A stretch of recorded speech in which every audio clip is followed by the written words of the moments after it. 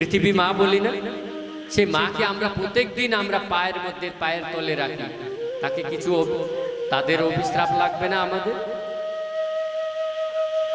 পৃথিবী মাকে সকালে উঠে ভক্তি দিবেন, মাথা লাগাই দিতে হবে, বলবেন কি মা আপনার গায়ের মধ্যে আমি পাদ চরণ দিতেছি, আমাকে ক্ষমা করুন। এতটুকু বলে যদি নিজের দেহটাকে কপালটাকে আমি মাটির মধ্যে যদি পৃথিবীর মধ্যে যদি মার কোলের মধ্যে যদি শিরটা নত করে দেয়, তাতেও মা ক্ষমা করে দিবেন। এইগুলা আমরা ভগবানের সৃষ্টি থেকে যে পাওয়া, আমরা ভগবানকে কিছু দেই না।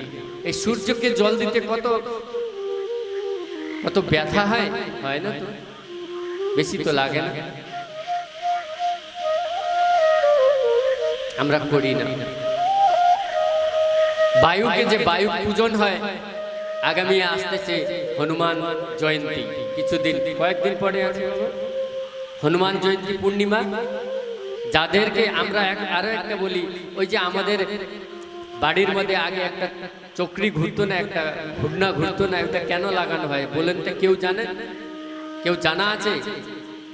যে চক্রি একটা ঝাড়ুও কিন্তু খোলই ঝাড়ু দেন, কেন দেওয়া হয়? অর্থ কিন্তু জানেন না, কেউ কেউ হয়তো জানতে পারে না, কিন্তু আসলে ওই জিনিস না দিয়ে মহাবীর হনুমানের একটা ঝান্ডা দেন তো। এখান থেকে আপনার প্রত্যেক ঝান্ডা নিয়ে বাড়িতে লাগান। একটা হনুমানের ঝান্ডা যদি বাড়িতে থাকেন না, উপর থেকে যতটুকু বায়ু, যে দূষিত বায়ুগুলা উপর থেকে ঘুরে, নেগেটিভ যে এনার্জি আর নেগেটিভ যে পাওয়ার, সেই কিন্তু তারে একটা ঝান্ডার কারণে। একটা ঝান্ডা লাগান, ওই খোলেই উঠাবেন না, শুধু একটা হনুমানের ঝান্ডা লাগান। প্রত্যেক হনুমান জয়ন্তীর দিন আপনাকে হনুমান চালিসা যদি পাঠ করেন নিত্য, একটা ঝান্ডা বাড়িতে লাগান। 90% আপনাদের কুকর্ম যে কুদৃষ্টি আছে, কুগামীকারী যারা আপনাদেরকে খারাপ করতে চায়, ওদেরকে খারাপ করবেন না, ও নিজেই খারাপ হয়ে যাবে। মানুষকে খারাপ করলে নিজেই খারাপ হতে হবে। সেই জন্য জগতের যে সৃষ্টির যে নিয়ম শৃঙ্খলার মধ্যে যতটুকু আমরা পাই, সেটাকে পরিশোধ দিতে হবে আমাদেরকে। যদি পরিশোধ না দেই, তাহলে আমাদেরকে ভুক্তভোগী বিভিন্ন রোগের মধ্যে ভুগতে হবে আমাদেরকে। তাপত্র বিনাশয় আধ্যাত্মিক, আদি দৈবিক হলো আধ্যাত্মিক তাপ, আদি ভৌতিক তাপ। আদি ভৌতিক তাপ সংসারের যতটুক জিনিসগুলো আপনি সংগ্রহ করে যদি তাকে কাজে লাগান, প্রভু মনে করবেন আজকে সাইকেল ছিল না, খেরের বাড়িতে বসতাম আগে আমরা, হ্যাঁ, এখন হইল টিনের বাড়ি, টিন থেকেও শান্তি হইল না। তারপরে আমরা করলাম পাকার বাড়ি, পাকা থেকেও শান্তি হইল না, ফ্যান লাগাইতে হইলো, ফ্যান থেকেও গরম হইলো, এসি লাগাইতে হইলো, এসি থেকেও গরম হইতে হইলো, এসি থেকে প্রাকৃতিক হাওয়া খাই বাইরে চলে যায়। কোনো জায়গায় শান্তি আছে? कोई तन दुखी, कोई मन दुखी, कोई धन बिन रहे तो उदास, थोड़ा थोड़ा सब दुखी, सुखी राम के दास। ওখানেও তো সুখ নেই। অন্ধমূল হয়ে আমরা ধন মানে টাকা পয়সা উপার্জন করার জন্য ওদিকে দৌড় মারি, ওখানেও কিন্তু সুখ নেই। आनंद सिंधु कृपा राशि, जिसकी चरण में अनुराग है, वो भक्ति उनमें उन्मूलन रहे, जो राम श्याम का भक्त है।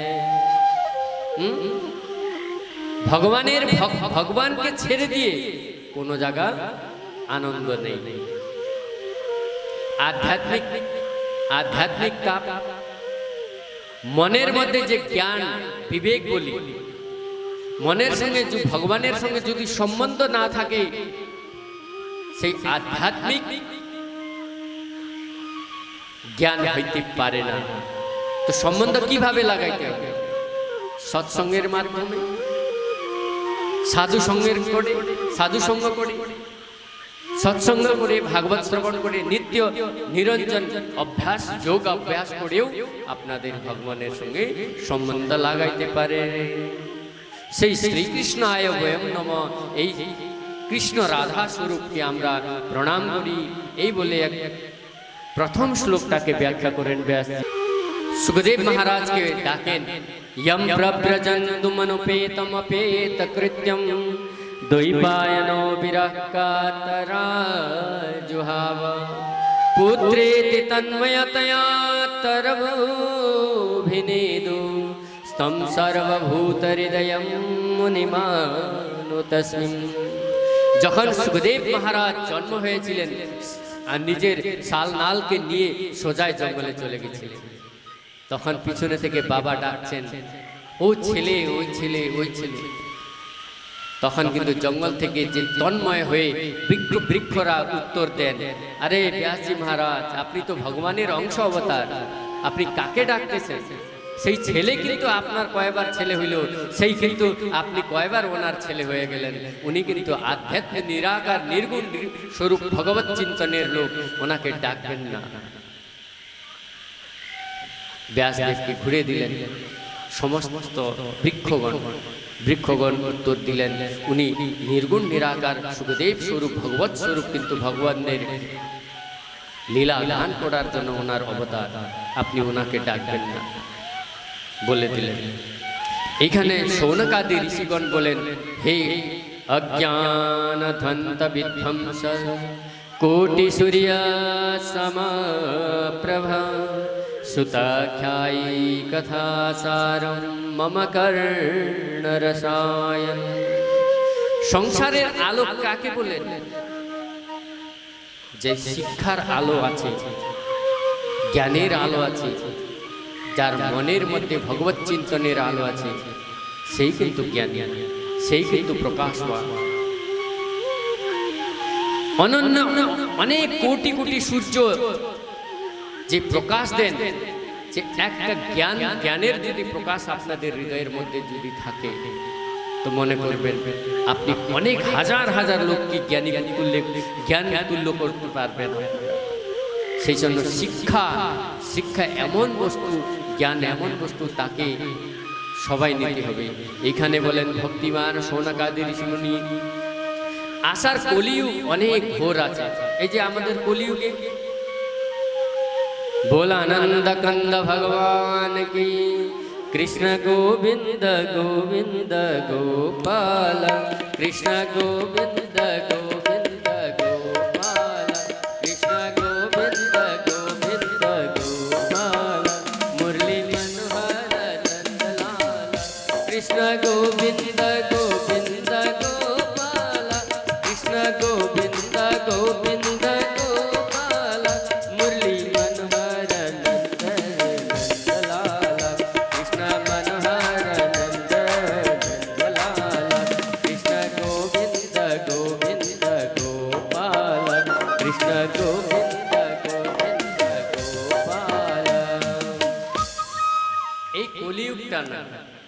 গোল্ডেন পিরিয়ড যখন আছে না, ভালো দিন, কিন্তু ভালোর জন্য ভালো, খারাপের জন্য খুব খারাপ।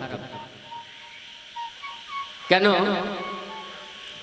এই ঘোর ইদম ঘোর কলিযুগে প্রায় জীবাশ্চাতুরাগতম। আমরা আছি না, খুব আতুর আছি, যে আমাদের কাছে সময় নেই। আমরা বলি ওই প্যান্ডেল লাগিয়ে আছে, সময় নেই, আমি তো যাইতে পারি না। দোকানে কিন্তু আমরা যাইতে আছি, কামাই করি,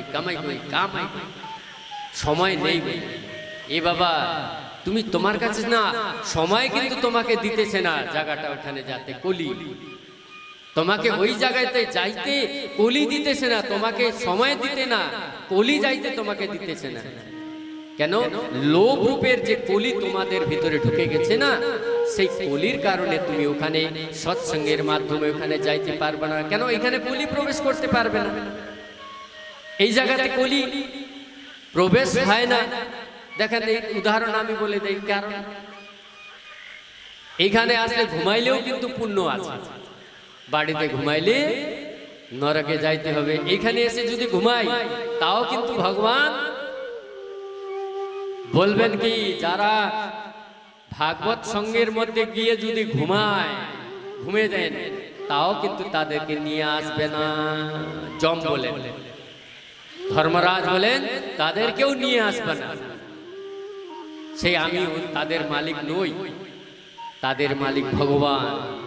যে ভগবানের সৎসঙ্গের মধ্যে যদি ওই প্যান্ডেলে এসে যদি কেউ ঘুমিয়েও দেয়, তখন কিন্তু ওর যদি প্রাণ চলে যায়, ভগবান তাকে নিজের ধামে নিয়ে যান।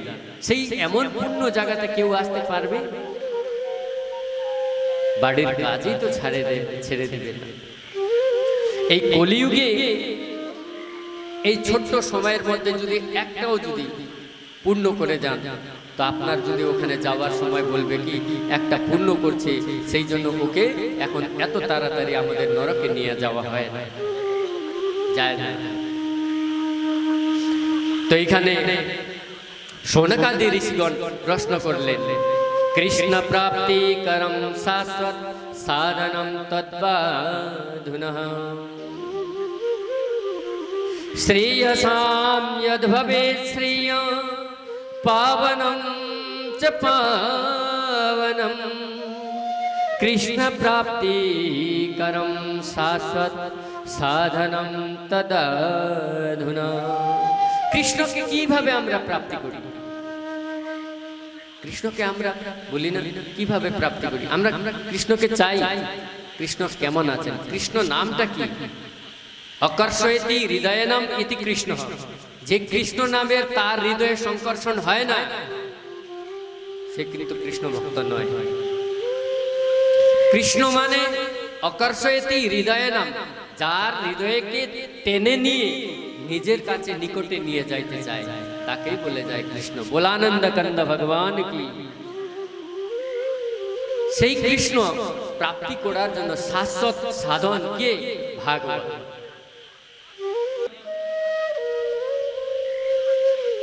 কৃষ্ণ প্রাপ্তি করার জন্য শাশ্বত সাধনম তদ্বাধুনঃ, একমাত্র ভাগবত। শ্রীমৎ ভাগবত একদিনের প্রবচনের জন্য হবে না, এই 7 দিনের নিরন্তর ভাবে যদি প্রবচন পাঠ করি, তখনই কিন্তু কিছু বোঝা যায়।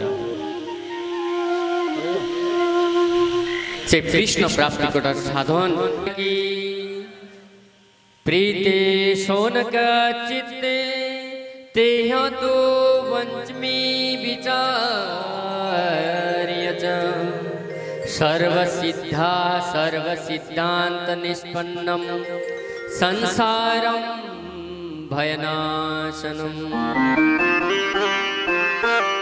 সংসারের যে শৌনকাদির ঋষিদের প্রশ্ন যখনই শুনলেন, ওখানে রেখে দেন। এখন নারদজি কিছুক্ষণ রাখতে হবে। बोला आनंद गंध भगवान की। শৌনকাদি ঋষিগণ সুতজিকে প্রশ্ন করেছিলেন, প্রভু এই সংসারটা কলিযুগটা ঘোর কলিযুগ আসতেছে, মানুষের কাছে সময় থাকবে না, মানুষ কিন্তু ভালো কথাগুলো শুনবে না, মানুষ কিন্তু সৎসঙ্গের মাধ্যমে সৎসঙ্গ করতে ভগবতের চরণে অনুরাগী হইতে চায় না, সংসারের মায়া মমতার মধ্যে খাওয়া পাওয়া বসা ওঠা ঘুমা আনন্দ ফুর্তিতে করায়, সেইগুলা জায়গাতেই কিন্তু বেশি মন নিয়ে যায়। তখন ওই জন্য ওদেরকে ভগবত সৎসঙ্গ কেমন ভাবে করা যায়, বোলানন্দ কন্দ ভগবান কি, ভগবত সঙ্গী কিভাবে বানানো যায়, এই প্রশ্ন করলেন। যখনই সুতজি মহারাজ চিন্তা করলেন, অনেক ভাবে বললেন, দেখো সত্যি কথা আপনারা সত্যই বললেন, সত্য কথা বললেন। কেন? কাল ব্যাল মুখাগ্রাস সত্রাস নির্মাণ সহেতবে শ্রীমদ ভাগবতম শাস্ত্র কলৌ কিরেণ ভাষিত। সত্যি কথা বললেন আপনারা, মানুষের কাছে সময় নেই তো। এই যে আমরা দেখি আমাদের এখানে সময় নেই, 11টা থেকে 11, 12, 1, 2, 2:30টার সময় আমরা ছেড়ে দিই, সকালে সময় নেই। 9টা 10টা পর্যন্ত রান্না বান্না শেষ করবেন, হাঁড়ি আখার মধ্যে বসে রাখবেন। বলবেন কি ফোন করলে বললেন দাদা ভাইরাও বলবেন যেটা আছে সেটা খেয়ে নেন, আমি কিন্তু ভগবত চরণা অনুরাগ করতে সৎসঙ্গ করতে চলে যাব। ক্ষেতের কাজগুলা আলু তো নাই, এমন সময় আমরা ভাগবতকে অনুষ্ঠান করছি এইখানে, এই টাইমে আলু তুলাও তো নেই। কিছুক্ষণ মরুদ ছেড়ে দেন 1 সপ্তাহের জন্য, অন্য সপ্তাহ নিয়ে যান। অন্য তো কিছু নেই, কিছু আছে বলেন তো? কিছু আছে কাজ? বাড়ির কাজ গুছান। যে সুতদেব মহারাজ কাল ব্যাল মুখাগ্রাস, সত্যিকারে বলেন আমাদের নিত্য নিরঞ্জন আমরা কালের মুখে পড়তেছি, মৃত্যুর মুখে চলে যাইতেছি। যাই না? যাইতেছি না কিনা বলেন তো? প্রত্যেক দিন বলবেন আমরা ছোট ছিলাম, আমরা গেলে সময় নেই, সময় হইতে হইতে বড় হয়ে গেলাম। দাড়ি ছিল না, দাড়ি এসে গেল। দাড়ি কালা ছিল, সাদা হয়ে গেল, তাও কিন্তু সময় নেই। সৎসঙ্গ করতে সময় নেই। দাঁত ছিল, খুব মজা মজা আমরা খেয়ে নিলাম, কিন্তু যখন দাঁত ভাঙে গেল তখনও সময় নেই। বাল বাচ্চা আছে, ঠাকুরদা আছে, নাতিপতি আছে, বাহ! এদেরকে কতদিন সামলাবেন? ছেলেকে সামলাইলেন আর ছেলেকে দিবেন তোমাদের ছেলে তোমরা সামলাও। আমাদেরকে সৎসঙ্গ ভগবত ভক্তি করতে দাও। আমি এখানে বসে বলি আমার মাকে আমাদের ছেলে দেখতে দেই নাই কেন? দেখি না আমরা ছেলে, আপনারা আমাকে বানাইলেন এতটুকু, তা আমরা কিন্তু ছেলেটা দেখি কিভাবে বানাইতে পারি। আমি দেই নাই, সত্যিকারই বলি। আমরা নিজে দেখি কত কষ্ট হয় ছেলে তৈরি করতে, ছেলেকে মানুষ বানাইতে। তখনই আমি ছেলের মহিমাটা বুঝবো, ছেলে তখনই আমাকে মানতে পারে। কিন্তু আরো আপনারা পিছনে পড়ছেন নাতি। নাতি তো হইল, নাতির পরে প্রতিও দেখতেছেন, তাও কিন্তু আপনাদের শান্তি নেই। নিত্য নিরঞ্জন কালের মুখে যখন পড়ে যাইতেছি তখনও কিন্তু আমরা সুতজি মহারাজ বলেন, তখনও কিন্তু আমরা চেতনে আসি না, বলে কি এখনো সময় নেই। আর এই ভাগবত এখানে বলা আছে শ্রীমদ ভাগবতম শাস্ত্রম কলৌ কিরেণ ভাষিতম। আমাদেরকে সবচেয়ে বড় ভয় কিসের বলেন তো? ভয় কিসের? আমাদেরকে ভয় কিসের জন্য লাগে সবচেয়ে বড়? কেউ বলতে পারবেন আমাদেরকে ভয় কিসের লাগে এত বড়? মৃত্যুর ভয় লাগে। আমি অজম্বর থাকি, এটা হয় কিনা বলুন তো? আমরা যদি অমর হইতে পারি তাহলে খুব শান্তি হইতাম, কিন্তু আমরা অমর নই। কেন এইরকম লাগে? ঈশ্বরের অংশ আমাদের যে ভিতরে যে আত্মা বলি না, সেই আত্মা কিন্তু ঈশ্বর, সেই ভগবানই কিন্তু নিজের অংশকে বসে আছেন। ঈশ্বরং জীব বিনাশী চেতন অমল সহজ সুখ রাশি। ঈশ্বরং জীব বিনাশী চেতন অমল সহজ সুখ রাশি। ঈশ্বরং জীব বিনাশী চেতন অমল সহজ সুখ রাশি। চেতন অমল সহজ সুখ রাশি। এই ঈশ্বরের অংশ ছিল আমাদের ভিতরে আছে, সেই জন্য মনে করি আমরা অমর আছি, কিন্তু আমরা অমর নেই। যখন ও চাবে তখনই নিয়ে যাবে আমাদের। সেই জন্য আমাদের ওই মৃত্যুর ভয় থেকে দূরে যাওয়ার জন্য কি শুনতে হবে? আমরা অমর নই। আমরা আমাদের ভিতরে যে ঈশ্বরের অংশ বসে আছে সেই কিন্তু অমর, কিন্তু এই শরীর কিন্তু অমর নয়। এই দুইটা বিভেদ আছে আমাদের ভিতরে। শরীর একটা, যখন শরীরটাকে আপনি মনে করবেন নিজের আমি, আত্মাটাকেও মনে করবেন আমি, কিন্তু ওইটা নয়। ঈশ্বর অংশ জীব অবিনাশী চেতনা অমল সহজ সুখ রাশি। সত্যিকারে ঈশ্বর অমর আছেন, ভগবানের মৃত্যু নেই, সেই কিন্তু অংশ আমাদের ভিতরে আছে। আমরা মরতে চাই না, আমরা তো ছেড়ে দেন, পিঁপড়াও মরতে চায় না, কুকুরও মরতে চায় না। মৃত্যুর থেকে সবারই ভয় আছে। সেই মৃত্যুর ভয় থেকে দূরে নিয়ে যায়, অমরত্ব প্রাপ্তি করে দেয় সেই ভাগবত। আমি নই, আমি, আমার না জন্ম ছিল, আমার নাম মৃত্যু হবে। নৈনম ছিন্নন্তি শস্ত্রাণি নৈনম দহতি পাবকা ন চৈনম ক্লেদয়ন্ত্যাপন শেষ্যতি মারুতা। যখন বুঝবেন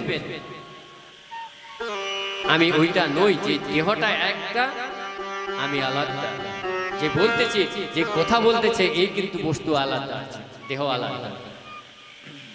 যখন এই বিবেকটা আপনার ভিতরে, শ্রীমদ্ ভাগবত শাস্ত্রই তাকে জেনে দিবে তুমি নয়, তোমার শরীর তোমার নয়।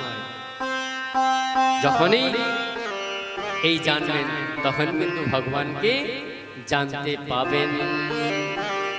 ढूंढ लिया जग सारा मैंने, दर्शन तेरा पाया। ढूंढ लिया जग सारा मैंने, दर्शन तेरा पाया। जब मन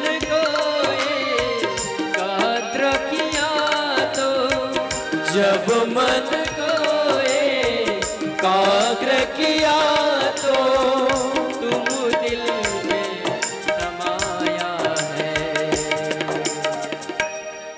सारा जगत में रहने वाले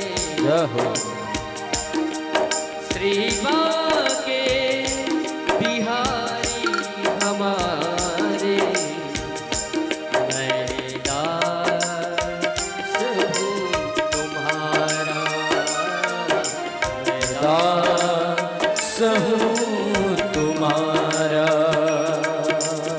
যখন মনটাকে একত্র করতে পারবেন, তখনই কিন্তু গোবিন্দকে পাইতে পারবেন।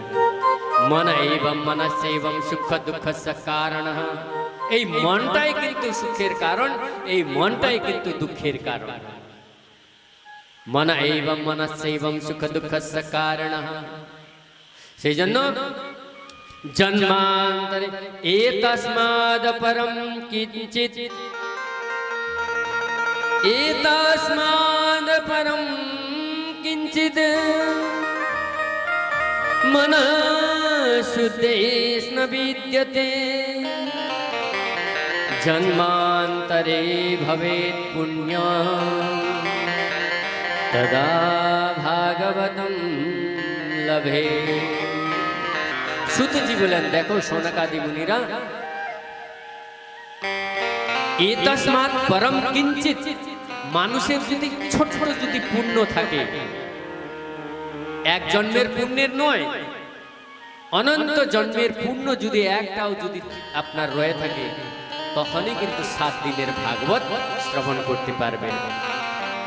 দেখেন এত সহজে আমরা এখানে আসলাম। আমি বলতেছি না ভাগবত সুতজি মহারাজ জি বলতেছেন এখানে, আমি বলতেছি না। জন্মান্তরম ভবেৎ পুণ্যম অনন্য জন্মস্যৈব অন্তরেস্যম প্রাপ্যতে ইতি পুণ্যানাম ইতি ভাগবতম লভেৎ। এত সহজে তো ভাগবত পাওয়া যায় না, কিন্তু আমরা এত সুলভ করে দিলাম। সেই মুরলিওয়ালাকে এখানে এনে রেখে দিলাম। একবার দেবতাগণ পরীক্ষিত মহারাজকে শ্রী সুখদেব জি মহারাজ ভাগবত প্রবচন শ্রবণ করাইতেছিলেন, তখন কিন্তু ওখানে দেবতাগণ অমৃতের কুম্ভ নিয়ে গেছে। বললেন কি, সুখদেব জি মহারাজ, শ্রী সুখদেব জি মহারাজ, আপনি এই অমৃতটাকে পরীক্ষিত মহারাজকে দিয়ে দেন, খিলে দেন। এই ভাগবত রূপী যে অমৃত আমাকে দেন, আমাদেরকে শ্রবণ করে দেন। তখন শ্রী সুখদেব জি মহারাজ কি বললেন, অনাধিকারীকে ভাগবত শ্রবণ করাইতে নয়, অনাধিকারী মনে করলেন। কেন? ভাগবতকে অমৃতের সঙ্গে অমৃতের যে তুলনা করে দিলেন, অমৃত কোথায় আর ভাগবত অমরত্ব প্রাপ্তি করবে। ভাগবত শ্রীমৎ ভাগবত অমরত্ব প্রাপ্তি করে দিবে, কিন্তু অমৃত প্রাপ্তি করে দিবে, জীবনটাকে রেখে দিবে, কিন্তু ভাগবত এই জীবনটাকে অনন্য বানিয়ে দিবে। পিটে দিলেন, শ্রবণ করে দিলেন শ্রী সুখদেবজি মহারাজ, যাও তুমি, এখানে তোমাদের অধিকার নেই। ভাগবত যদি তোমরা শ্রদ্ধা রূপে যদি শ্রবণ করতা তো আমি অবশ্যই তোমাদেরকে শ্রবণ করাইতাম, কিন্তু তুমি বিনিময় রূপে আসলা। আমাদের বিনিময় আসে না, এইটা দাও এইটা নেও। সংসার এরকমই হয়ে চলে আসতেছে, এইটা তোমার কাজ করে দিবা, আমার কাজও তুমি করে দাও। এটা কিন্তু প্রীতি নয়, এইটা কিন্তু প্রীতি নয়। এই প্রীতি, এইটাকে প্রীতি বলা যায় না। তুমি আমার কাজ করো বা না করো, আমাকে দেখা দরকার নাই, কিন্তু তোমার কাজ আমি করব, এটা হলো প্রীতি। তারে দিলেন, সবাই দেবতাগণ চলে গেলেন ওখানে ব্রহ্মাজির ওখানে ব্রহ্মালোকে। বললেন কি, হে মহারাজ ব্রহ্মাজি, আমি কিন্তু আপনার সৃষ্টির মধ্যে আমরা দেবতা হয়ে ভাগবত শ্রবণ করতে পারলাম না, ওই পরীক্ষিত মানুষ হয়ে কিন্তু ভাগবত শ্রবণ করতেছে, এই কারণটা কি? অন্যায়টাকে আপনি দেখুন। দেবতাগণ সমস্ত গিয়ে ব্রহ্মাজির কাছে বলে দিলেন। ব্রহ্মাজি বললেন, দাঁড়াও দাঁড়াও, কি ব্যাপার আছে ভাগবতের মধ্যে? তখন বলতে বলতে পরীক্ষিত মহারাজ ব্রহ্মলোককে ভেদন করে সাকেত ধাম চলে গেলেন, গোলক ধাম চলে যাইতেছেন। তখন কিন্তু ব্রহ্মাও দেখলেন, ওহো বিস্মিধাতা ভি বিস্মিতঃ। তাহলে ভাগবতের মধ্যে কি আছে?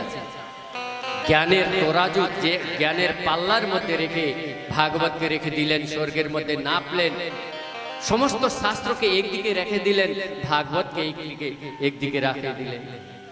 সত্যলোকে তুলাম বদ্ধা তোলো সত্য সাধনাঞ্জনঃ লঘুন্নান্যানি জাতানি গৌরবেণ ইদং মহদ তদা ঋষিগণা সর্বে বিস্ময়ং পরমং ইয়ুঃ। সমস্ত ভাগবত শাস্ত্রদেরকে একদিকে রেখে দিলেন, ভাগবতকে একদিকে রেখে দিলেন।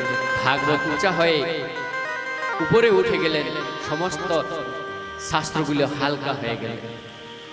যে ভাগবতের মধ্যে আছে 18 পুরাণের মধ্যে 17টা পুরাণ লেখা আছে, মহাভারত থেকে নিয়ে সম্পূর্ণ শাস্ত্রের মধ্যে ভাগবতের মধ্যে যে জিনিস আছে অন্য জায়গাতে কি ওই জিনিস নেই। এর মানে যেই শাস্ত্র অন্য 17টা শাস্ত্রের মধ্যে এই ভাগবতের মধ্যে যেই জিনিস আছে 17টা শাস্ত্রের যে পুরাণের মধ্যে ওই জিনিস নেই। সবাই অবাক হয়ে গেলেন, এত এত পূর্ণ শাস্ত্র, এত পূর্ণ শাস্ত্র আমরা শ্রবণ করতেছি আপনাদের আগে। পঠনাৎ শ্রবণাৎ সদ্য বৈকুণ্ঠ ফলদায়কম। তাকে পাঠ করলে, যারা একটা অধ্যায় নিত্য ভাগবত পাঠ করেন, তাদের বাড়িতে গোবিন্দ ছেড়ে যাইতে পারবেন না। নিত্য এক অধ্যায় ভাগবত যদি যাদের বাড়িতে পাঠ চালান, সেই বাড়ি ছেড়ে দিয়ে গোবিন্দ অন্য জায়গা যাবেন না।